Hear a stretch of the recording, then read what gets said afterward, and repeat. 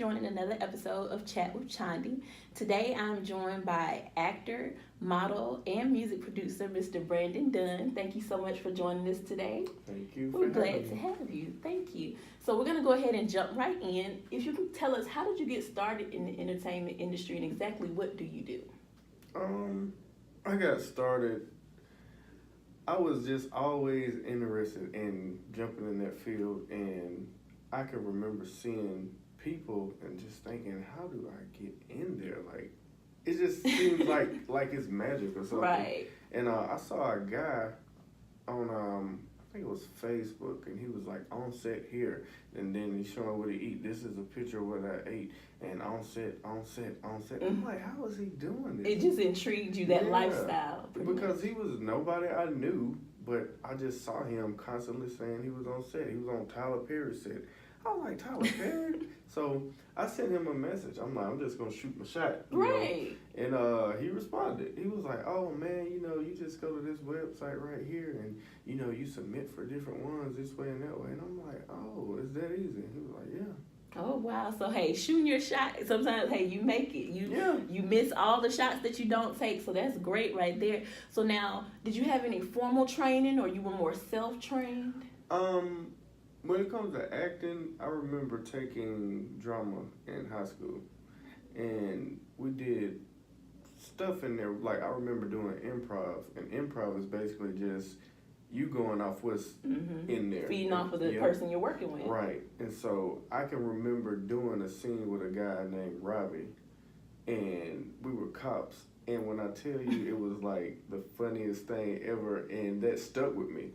It stuck with me. Improv can be fun. I've done some myself. It's fun. It was fun, and it seemed so natural. Like me and his response going back and forth together, it seemed like we had planned it. Right. And that was a little bit of training I had. Got bit by the acting bug and just took off from there. But I didn't mess with it. Like after high school, I really didn't mess with it. I was more into the music stuff and all of that. And just one day it just dawned on me. I think when you start working and doing jobs that really don't express your talents and your gifts, it kind of always makes you focus on what else can I be doing, especially if you're a creative. I call them creatives. I call myself and people with the creative mind creatives, because you will feel like you're literally wasting your life if you're not working in a field where you're able to express that creativity. Exactly. You feel like something's holding you down. It's a weight, believe me. Like I know that feeling. Somebody also. just got you. Exactly. Exactly. Man. Now, when the acting is involved, how would you prepare for a role? You know what? I've always looked at people, or looked at like okay, for instance, I use people in my real life who I look at and I say, man, if this was a movie, he'd be a perfect character for this. But this is a real person, because I've often learned that when you try to act, sometimes people know it.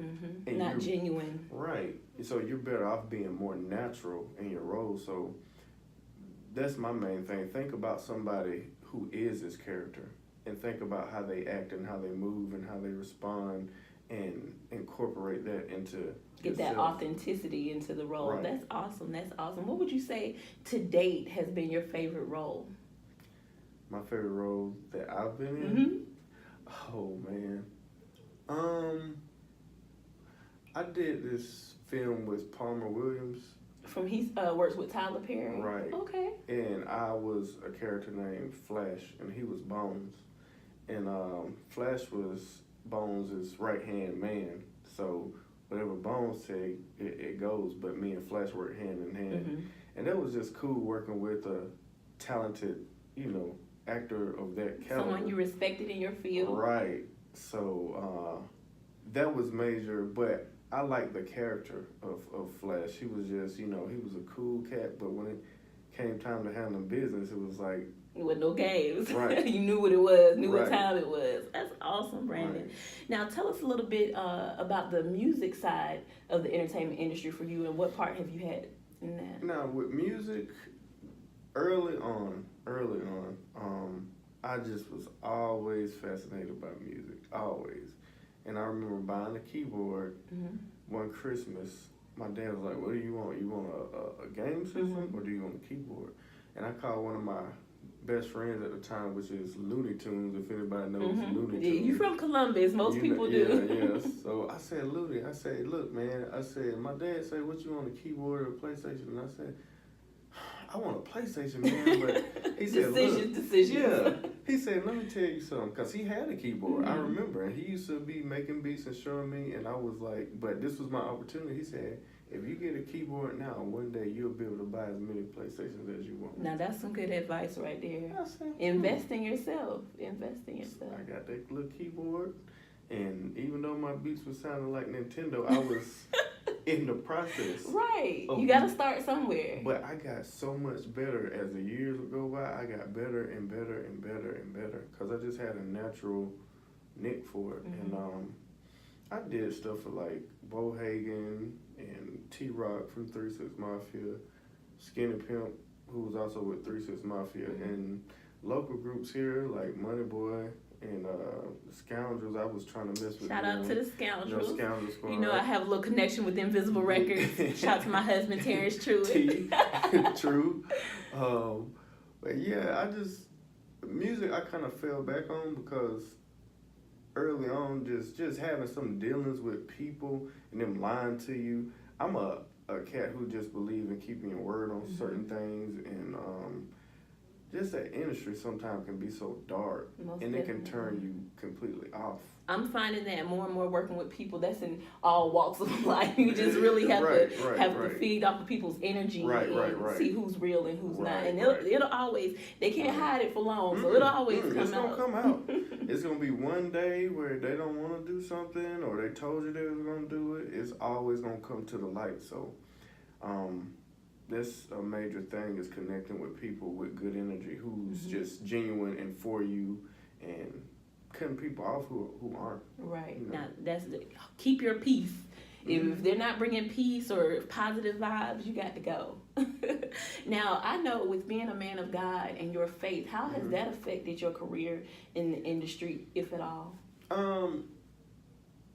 Man, you know me, like, when it came to God and stuff, I was so, like, deep into that, I didn't want to do anything. I even didn't want to do my music anymore.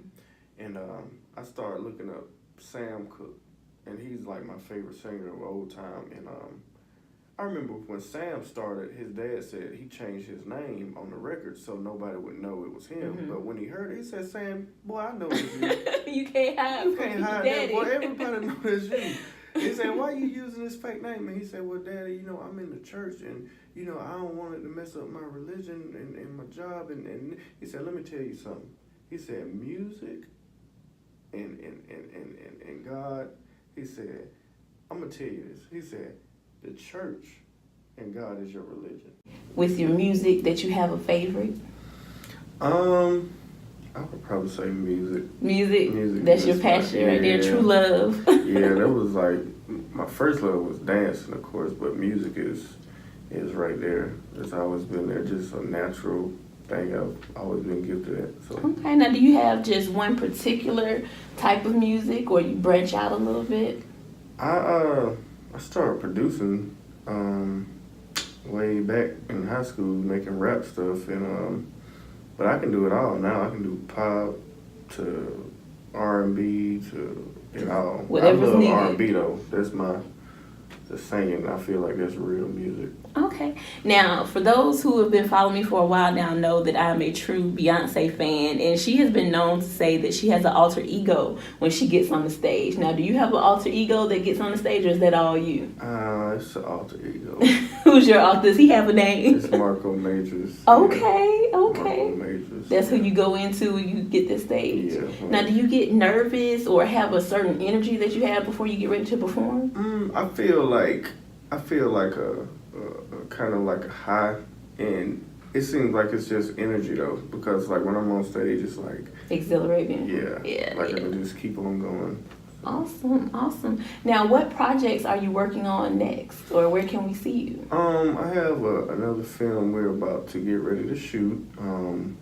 Bobby Sampson from Trilogy, he's gonna be working on this film with me.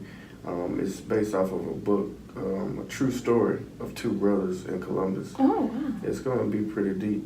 Awesome. I can't give away too much.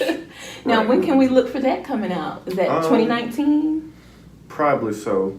Because we are going to start shooting as soon as the guy who wrote the book sits down and we have a meeting. We'll start shooting after that point. But it's definitely going to be major. That's amazing.